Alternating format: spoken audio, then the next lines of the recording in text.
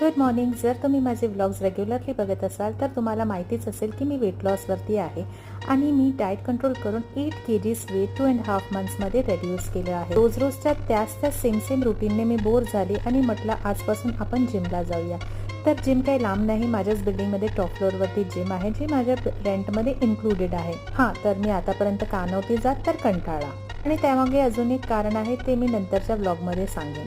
Gym नंतर मी लगेचच बाहेर गेले कारण की मला एका ठिकाणी जायचं होतं आणि मला ह्या ठिकाणी नेहमी एक एक्सपिरियन्स आला आहे. जेव्हाही मी या ठिकाणी आली आहे ना, मला घरी आल्यावरती एक वेगळीच भीती वाटली आहे. म्हणून म्हटलं आज उजेड असेल तेव्हाच जाऊया. तुमच्यासोबत कधी असं झालं आहे का मला नाही माहीत, पण मी जेव्हाही या ठिकाणी आली आहे ना तर मी हा एक्सपिरियन्स घरी आल्यावर केला आहे. स्ट्रॅपचे मेकिंग इतकी सॉलिड आहे ना, ओढलं की मोठा होतो, ओढलं की छोटा होतो. आणि सोबत घेतला मी हा एक नी लेंथ स्कर्ट. अंधार व्हायच्या आधी मला घरी यायचं होतं. भेटूया पुढच्या ब्लॉगमध्ये. बाय.